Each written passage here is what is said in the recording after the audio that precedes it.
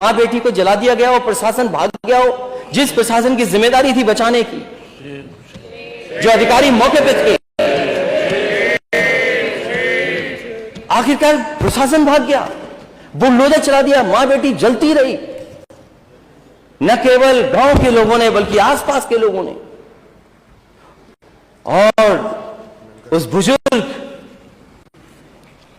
पिता ने, पति ने अपने सामने बेटी और पत्नी को जलते देखा। ये सरकार है आपकी, ये वो काम है बुलडोजर का। याद रखिए, बुलडोजर में दिमाग नहीं होता। वो कैसे देखेगा कहां जाना है उसको? चलाने वाले ने, किसने फैसला लिया था कि जाओ चला दो? और फिर वो एक और वीडियो वायरल हुआ है, नेता सदन आपकी पुलिस ने उस बेटे को नंगा किया। बताइए, सर्दी में नंगा कर दिया। कोई कल्पना कर सकता है क्या मां बेटी जल रही हो, प्रशासन भाग जाए और प्रशासन से न्याय मांगने जाए तो उसे कपड़े उतरवा दिए जाए सर्दी में?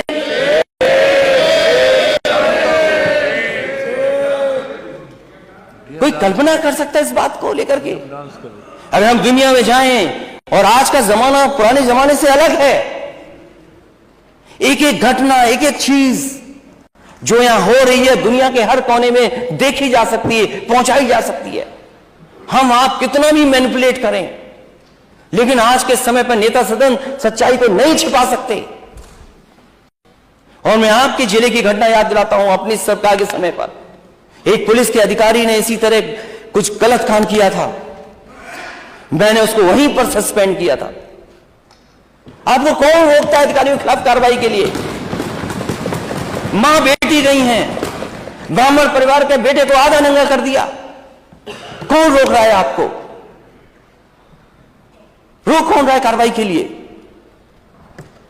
इससे आप न्याय नहीं दिला पाएंगे। और एक घटना नहीं, जीरो टॉलरेंस की मैं दूसरी घटना भी कन्नौज की बता सकता हूं। आप कहते हैं कि दंगा की डेफिनेशन देखिए ना, जो आंकड़े आते हैं वो क्या कहते हैं, एनसीआरबी के आंकड़ों को दोबारा पढ़िए और सरकार के आंकड़े देखिए क्या है। सरकार के आंकड़े, कन्नौज में 10,000 रुपए दे करके एक मुस्लिम नौजवान से आपने मंदिर में मांस रखवा दिया। वो बीजेपी का कार्यकर्ता था, नेता सदन बीजेपी का कार्यकर्ता था, और आपको डीएमएसपी को सस्पेंड करना पड़ा, हटाना पड़ा कि नहीं हटाना पड़ा? बताइए आप, कौन लोग थे वो दंगा कराने में? दंगा कराने वाला अध्यक्ष महोदय कोई था तो भारतीय जनता पार्टी का था। और 10,000 रुपए में मंदिर में बीजेपी के कार्यकर्ता ने मंदिर में जाने का मांस रखवाया। और 17 लोग, अगर हम लोग सख्ती नहीं करते, आंदोलन के लिए नहीं धमकी देते, तो शायद वो कार्रवाई नहीं होती। प्रशासन घबरा गया और 17 के 17 लोग बीजेपी के कार्यकर्ता जेल गए हैं, वो बीजेपी के लोग हैं। आप कहते हैं सफाई दंगा करते हैं। रायबरेली में मां की मजदूरी मांगने पर सत्ता संरक्षित दबंगों ने 10वीं के दलित छात्र बिजली केबल से पिटाई की और क्या चटवाया?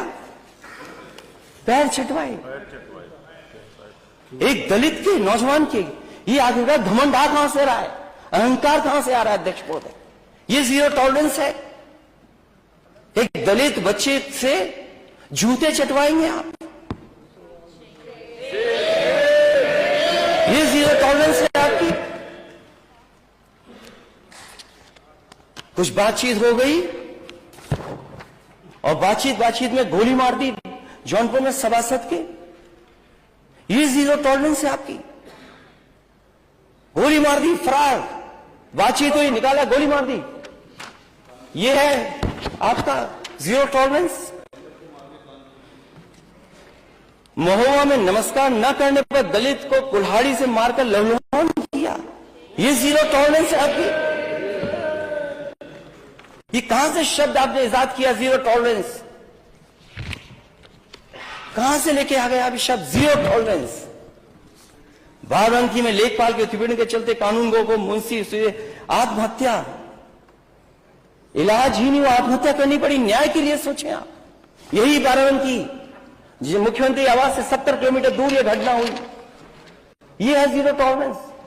कहां खो गया आपका बुलडोजर? कहां खो गया?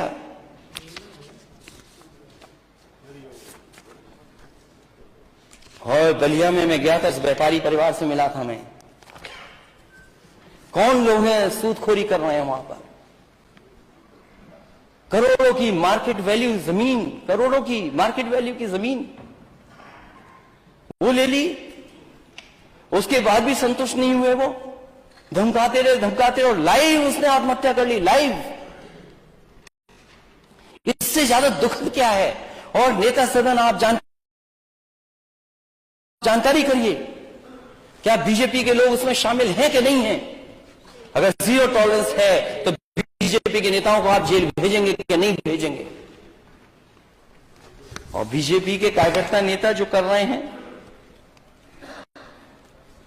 आजमगढ़ में इंद्रपाल मौर्य संगम अपहरण कर हत्या, पति पत्नी, ये जीरो टॉलरेंस है आपकी।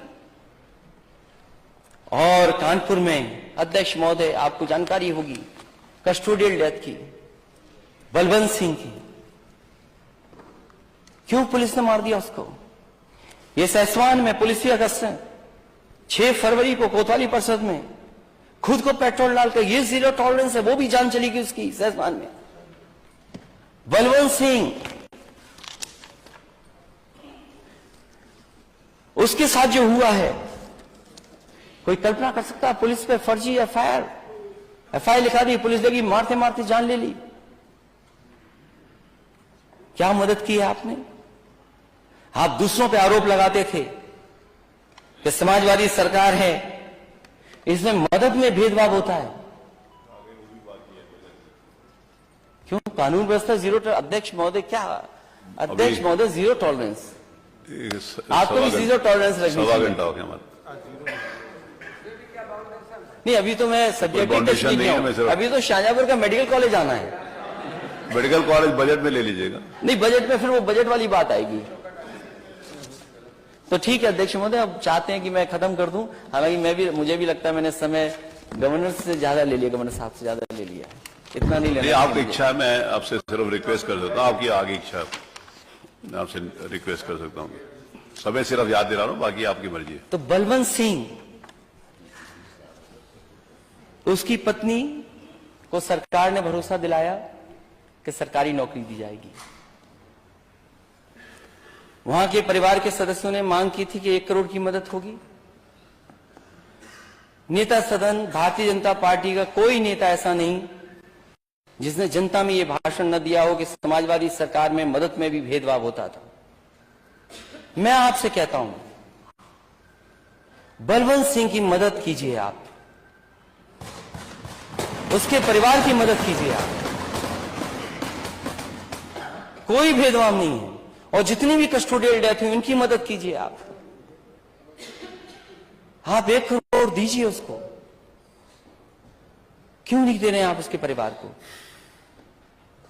क्योंकि वो कानपुर का रहने वाला है, इसलिए नहीं दे रहे हैं आप। सरकारी नौकरी आप उसकी पत्नी को वादा करके आए आपके नेता, सरकारी नौकरी नहीं देंगे आप।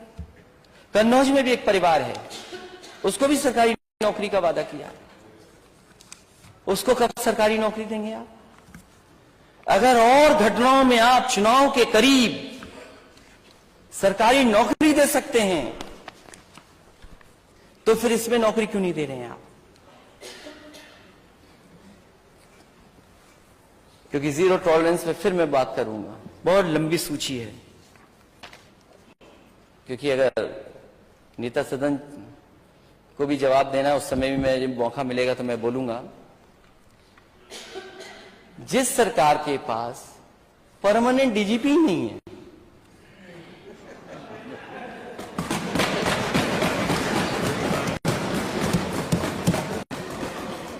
हम विपक्ष को टॉलरेट कर लेंगे थोड़ी देर के लिए। मैं नेता सदन से जानना चाहता हूं कि आप डीजीपी परमानेंट क्यों नहीं बनवा पा रहे हैं? क्या वजह है? क्योंकि वो वोटर हमारे हैं, क्योंकि वोट वो मुझे देते हैं जिताने के लिए, इसलिए।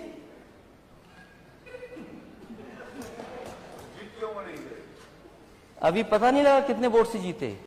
अभी नेता सदन वहां क्या कहते, पेंडुलम।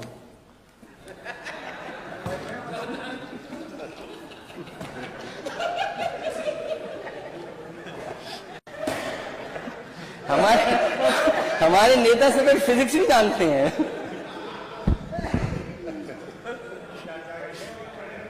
नहीं तो अब तो साथ है ना, देखिए ना, और आपका आशीर्वाद मिलता रहे। ऐसे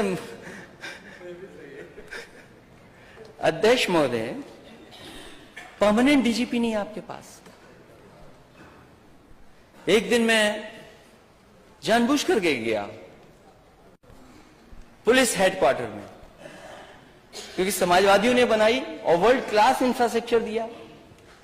जो भी डीजीपी आए, जो भी होम सेक्रेटरी आए, दूसरे स्टेट के और वरिष्ठ अधिकारी आए, उन्होंने खुद तारीफ की है, महसूस किया उन्होंने कि पुलिस के पास ऐसे इंफ्रास्ट्रक्चर होना चाहिए। और ये बात नेता सदन जानते हैं, लेकिन स्वीकार नहीं करेंगे। मैं जब गया हुआ, दिन के 12 बजे तक पूरी पुलिस सो रही थी। मैं अंदर बैठा, कोई अधिकारी नहीं वहां पर। सोचिए, पुलिस हेडक्वार्टर में कोई अधिकारी ना हो, इससे बड़ा दुर्भाग्य क्या हो सकता है। जो स्टेट जीरो टॉलरेंस है आपकी, और वो भी टेम्परेरी डीजीपी, टेम्परेरी, जिसका नाम नहीं लिखा जाएगा। मैं आपको अपने तरफ से सुझाव देता हूं। एक हमारे भी समय पर थे जो आपने किसी पद पर बैठाया था, वो इंटेलिजेंस के अधिकारी थे, न जाने क्या क्या बताते थे आके। इसलिए इन लोगों से बचना, इन लोगों से बचिए आप। और जो नेता सदन, मुख्यमंत्री जी, आप अपना परमानेंट डीजीपी नहीं बना सकते, वो स्टेट को लॉ एंड ऑर्डर नहीं दे सकता, नहीं दे सकता लॉ एंड ऑर्डर। और वो एनसीआरबी के आंकड़े देख लीजिए, महिलाओं के खिलाफ क्या है घटनाएं हैं। मैं अगर पढ़ दूं तो बहुत समय लग जाएगा अध्यक्ष महोदय। कितनी घटनाएं हुई महिलाओं के ऊपर, घटनाओं में उत्तर प्रदेश नंबर 1 है, number 1। Crime against women number 1 है स्टेट। और ये कोई आंकड़े हमारे नहीं हैं, ये हमारे आंकड़े नहीं हैं, एनसीआरबी के आंकड़े जो आप आंकड़े देते हैं। आप स्टेट कहां खड़ा है, कहां खड़ा है स्टेट, ये एनसीआरबी के आंकड़े हैं।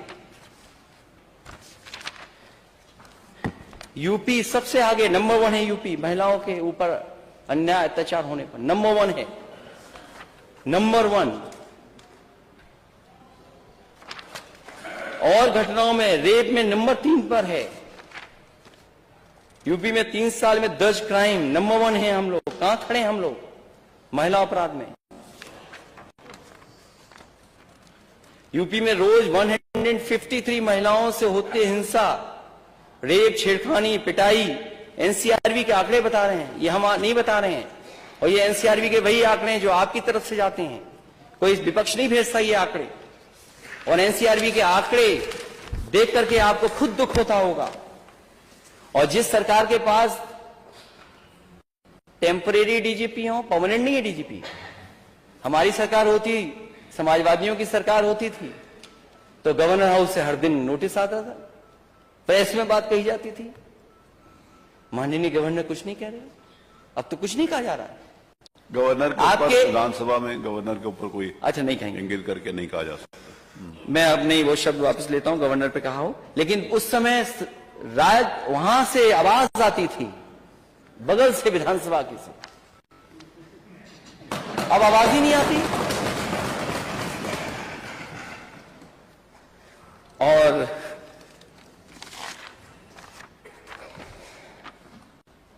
मेडिकल कॉलेज शाहजहांपुर का, मंच पे आप भी थे, उस समय के स्वास्थ्य मंत्री वो भी थे। पहला मेडिकल कॉलेज का दिल्ली और उत्तर प्रदेश सरकार का शिलान्यास हुआ था उस समय। वित्त मंत्री हैं आप, स्वीकृत पद है 21, हैं कितने वहां पर अभी? असिस्टेंट प्रोफेसर स्वीकृत पद कितने हैं कहां, कितने हैं वहां पर? एडिशनल प्रोफेसर स्वीकृत पद कितने हैं कितने वहां पर? Junior resident, tutor, PG, non PG स्वीकृत पद 72 और हैं कितने? 60। प्रोफेसर 21 हैं कितने? 9। असिस्टेंट प्रोफेसर 31 हैं कितने? 6। एडिशनल प्रोफेसर 33 हैं कितने? सीनियर रेजिडेंट 36, 18 हैं। अगर वित्त मंत्री के अपने क्षेत्र में यह हालत है मेडिकल कॉलेज की, जहां एमआरआई और मशीनें नहीं उपलब्ध, बजट क्या पर्याप्त है, तो सोचो प्रदेश के और मेडिकल कॉलेजों का हाल क्या होगा।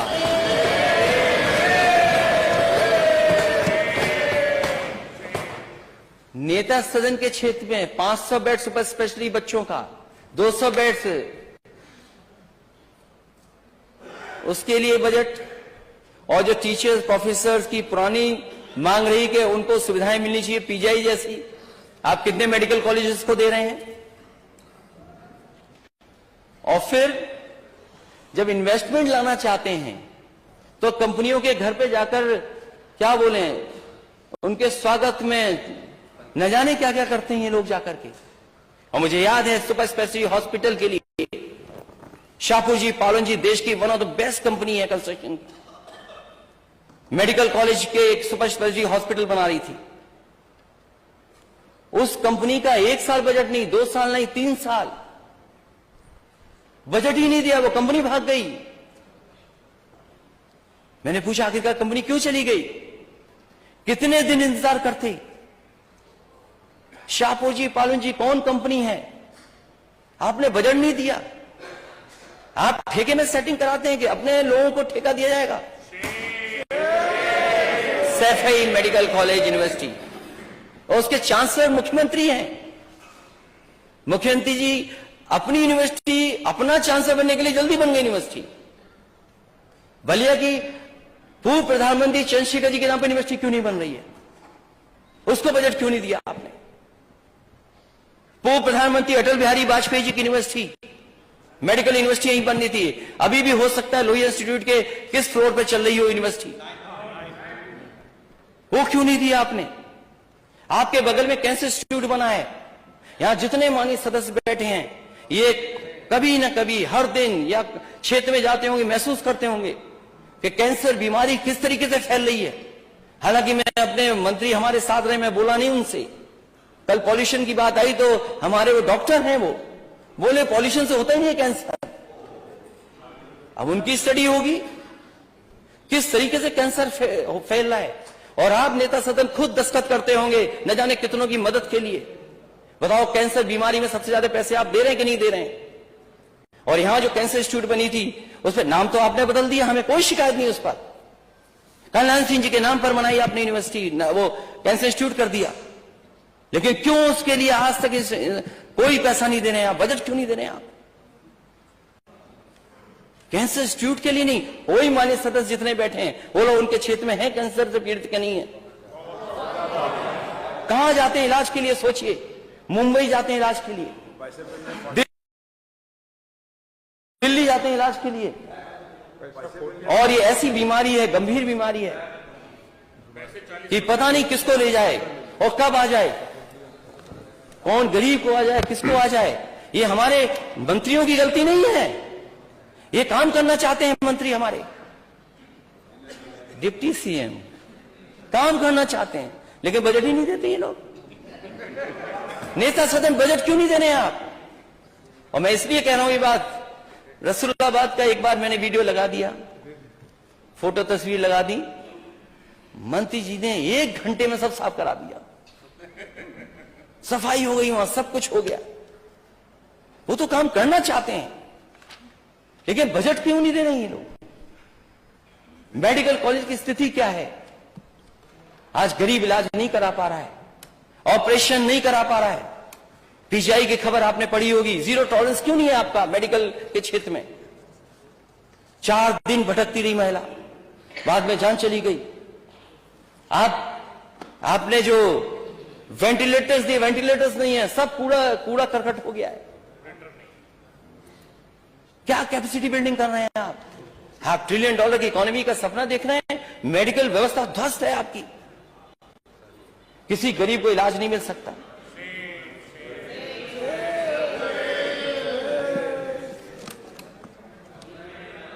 चलिए, धन्यवाद। इसलिए अध्यक्ष महोदय, बहुत सी बातें मुझे कहनी थी, बहुत लंबा मैंने बोल दिया, फिर भी बहुत सी बातें यूपी की रह गई हैं। बेरोजगारी रह गई। आज नौजवान को रोजगार नहीं है ना, नौकरी है। ये केवल स्टार्टअप में लगे। स्टार्टअप क्या कर रहे हैं? Startup, skill development. अरे अपनी स्किल को अभी डेवलप कर लो। मुझे तो ऐसा लगा अध्यक्ष महोदय, डर गया मैं शुरू में। नेता सदन 2:30 बजे तक रात को समीक्षा करना है अधिकारियों की, रात के 2:30 बजे, 2 बजे, 2:30 बजे, 3 बजे तक जगने वाले नेता सदन ने उत्तर प्रदेश की यह हालत कर दी। मेडिकल कॉलेज 45, इलाज नहीं गरीब को, भटक रहा है गरीब। आप लखनऊ के सभी मेडिकल कॉलेज अस्पतालों की देख लीजिए ओपीडी क्या है, और आपका बजट नहीं तो चल दिए पीपीपी करने के लिए। ये पीपीपी क्या होता है? ये पीपीपी क्या है? मेडिकल में पीपीपी, ये आपकी जिम्मेदारी है, सरकार की जिम्मेदारी है स्वास्थ्य की सेवाएं।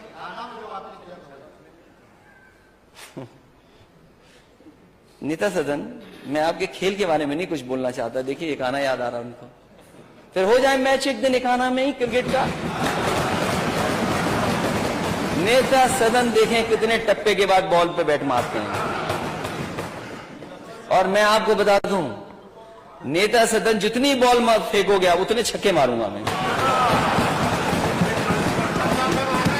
इसलिए मुझे विश्वास है कि यदि श्री राज्यपाल महोदय भाजपा रचित पुस्तक को पढ़ने की बजाय अपने स्वयं के उद्गारों को व्यक्त करती तो वह अवश्य तथ्यात्मक भाषण होता और वे जानकारी हितकारी सिद्ध होता। लेकिन क्योंकि सरकार ने जो कट और पेश किया, वही गवर्नर बोल के सदन में